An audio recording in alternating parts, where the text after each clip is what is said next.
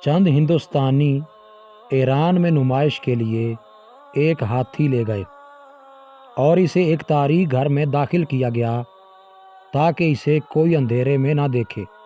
4 شوقین رات کو ہاتھی دیکھنے آئے۔ انہیں کہا گیا کہ یہ دیکھنے کا وقت نہیں ہے۔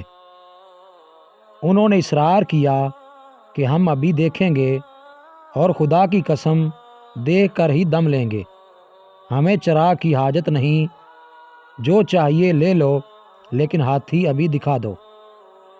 چنانچہ ان میں سے ایک ہاتھی کے قریب گیا، اس کا ہاتھ ہاتھی کے سونڈ سے جا لگا۔ وہ باہر آ کر کہنے لگا، ہاتھی نلکے کی طرح گول اور لمبا ہے۔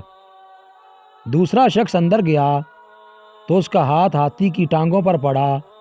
وہ بولا، میں نے ہاتھی دیکھ لیا، ہاتھی ستون کی طرح ہے۔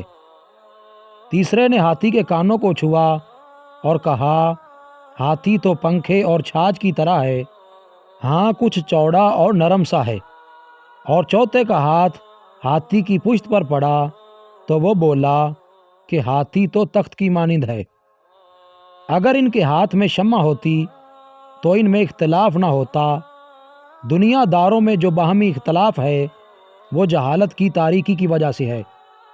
اگر وہ نور علم سے مستفید ہوں تو نہ لڑیں اور نہ جھگڑیں۔ مزید اچھی ویڈیوز کے لیے چینل کو سبسکرائب کریں اور بیل کے آئیکن کو لازمی پریس کریں۔